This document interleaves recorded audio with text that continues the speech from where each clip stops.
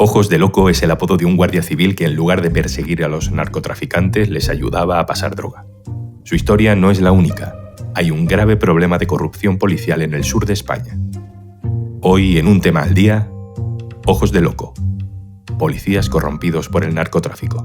Un tema al día, con Juan Luis Sánchez, el podcast de eldiario.es.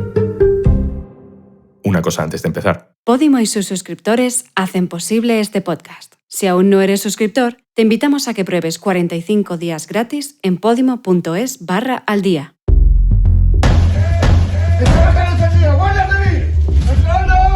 Desde 2018, solo en 3 años, 34 agentes de la Guardia Civil han sido detenidos en Cádiz por su presunta relación con el narcotráfico. Algunos son agentes rasos que hacen la vista gorda, pero no solo hay de eso. El caso de Ojos de Loco, que captaba a otros compañeros para que trabajaran para una mafia marroquí, ha llamado nuestra atención. Para hablar de este asunto tenemos con nosotros a mi compañero Pedro Águeda, especialista en asuntos turbios, como él mismo dice en Twitter. Hola, Pedro. Hola, ¿cómo estás? Lo primero, lo que más nos llama la atención, la punta de este iceberg, ¿quién es Ojos de Loco, al que por fin han cazado? Ojos de Loco es un guardia civil con un nombre mucho menos llamativo, evidentemente, que no revelamos porque de momento está imputado y es un miembro de las fuerzas y cuerpos de seguridad del Estado. Es un guardia civil destinado en Tarifa con una peculiaridad. Tiene contactos en ese puerto de Algeciras, conoce posibles guardias civiles que podrían corromperse y trabajar para las organizaciones de narcos. En este caso, nada más y nada menos que para los tan reconocidos y reputados por la forma en la que trabajan en el mundo del narcotráfico, los hermanos Al-Moudi. ¿Quiénes son los hermanos Al-Moudi? Los hermanos Al-Moudi son una organización de tráfico de drogas al que la policía y la Guardia Civil confieren, como os decía, mucha relevancia. Son muy reputados en el mundo del narcotráfico por su seriedad. Ellos, como son procedentes de Marruecos, tienen muchos contactos para adquirir grandes cantidades de hachís. También trabajan la compra de marihuana en plantaciones que hay en España. Y luego tienen una peculiaridad, que es que con el dinero que consiguen de este tráfico de hachís y de marihuana, lo invierten en la compra de cocaína que venden en España y en otros países. A los Al-Moudi se les detiene en la lujosísima urbanización de Pozuelo de la Finca, donde entran los GEO, y entran porque además son aficionados a las armas y sabían que guardaban un arsenal. Afortunadamente la operación fue limpia y no se produjeron heridos. ¿Cómo pillan finalmente a Ojos de Loco? En estos casos, para seguir la droga hay que seguir el rastro del dinero, ¿no? Se hace una investigación patrimonial, se ve el nivel de vida de los guardias, pero sobre todo se hace un trabajo sobre el terreno, tanto en las escuchas como en los encuentros. Incluso luego, cuando se registra el domicilio de los 2 guardias civiles que se detuvieron implicados, hemos hablado de Ojos de Loco y un colaborador que trabajaba directamente en el puerto de Algeciras, se les encuentran teléfonos y sistemas de encriptación de esos que vuelven locos a los investigadores porque son indetectables y que les habían entregado los propios narcos para mantener conversaciones secretas encriptadas con ellos. Hay un grave problema de corrupción policial en la zona sur de España. No lo decimos ni tú ni yo, lo dice Asuntos Internos como parte de toda esta investigación. ¿Es grave que lo diga? ¿Y cómo de grave es el problema, Pedro? Pues parece que es un problema grave y, fíjate, oculto. Te explico por qué. Los propios investigadores se enfrentan a enormes dificultades, Asuntos Internos me refiero, para detectar a las ovejas negras. Los guardias civiles son agentes de la autoridad, saben cómo se investiga a los delincuentes, con lo cual saben cómo evitar esas investigaciones. Y luego, sobre todo, la dinámica de un puerto tan grande como el de Algeciras, con 4 millones de contenedores al año, es cómo sabemos que un guardia civil, por ejemplo, el servicio cinológico de los guías caninos, para que nos entendamos, no ha revisado este contenedor y sí este otro porque no puede revisarlos todos o porque es una cuestión al azar o porque directamente le han pagado los narcos para que no lo haga. Es muy difícil. Fíjate que dicen los agentes de Asuntos Internos en el caso que nos ocupa. Alardean entre organizaciones de trabajar con la ley. Se pican con otros narcos diciendo yo trabajo con la ley, yo tengo a guardias civiles a mi sueldo. El problema es grave. Hay 2.000 guardias civiles en la provincia de Cádiz y se han detenido a 34 desde 2018 hasta ahora. El porcentaje es pequeño, pero claro, la gravedad es importante porque son agentes y miembros de las fuerzas y cuerpos de seguridad del Estado, un preciado tesoro para las organizaciones de narcotraficantes.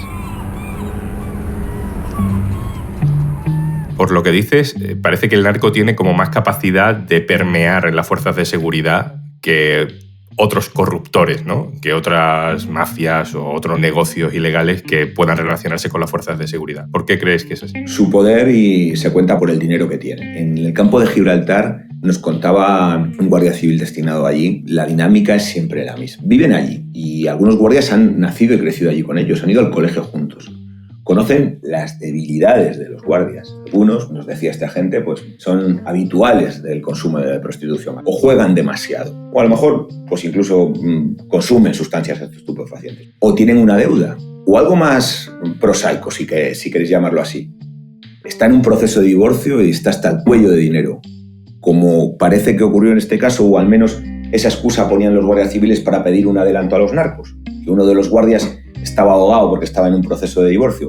Ellos conocen esas debilidades y por esas debilidades atacan. Los guardias civiles, pues aunque los sueldos se han subido en los últimos tiempos y ha habido un incremento importante, sobre todo en la legislatura anterior, pues no son personas que vivan muy desahogadas, son sueldos bastante discretos. Es un caldo de cultivo perfecto para corromper al policía o al ser humano en general. Es un colectivo, el de las fuerzas de seguridad, tan amplio como otros muchos y que hay gente de todo tipo. Y entiendo que la capa, digamos, de los agentes rasos que están en la aduana o vigilando, inspeccionando aleatoriamente contenedores no es el único nivel al que operan, sino que hay también casos que están por arriba de ese nivel, entre la gente que tiene que investigar, gente que dirige equipos o incluso fuera de la policía en el ámbito de la investigación judicial. Fíjate que yo creo que has dado con la clave de la gravedad del problema. Ya no tanto numérica o en porcentaje de agentes corruptos, sino como en los últimos años el narco ha llegado a capas de las fuerzas de seguridad que antes podrían parecer inaccesibles para ellos.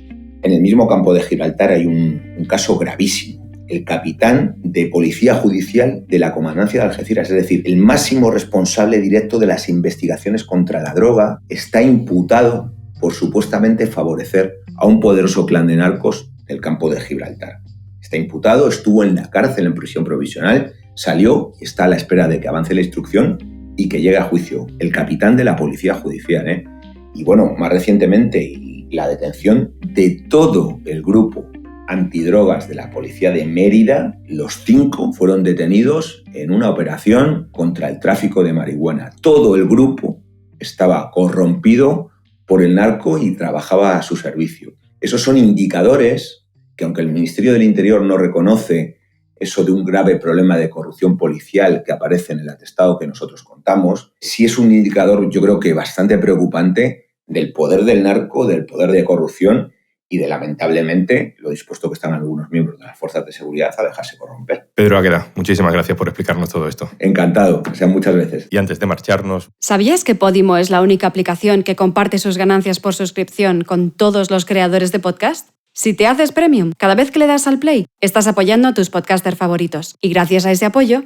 podrán seguir produciendo el contenido que te gusta. Entra en podimo.es/aldía y consigue 45 días de prueba gratuita para escuchar este y otros 3.000 podcasts y audiolibros exclusivos de Podimo.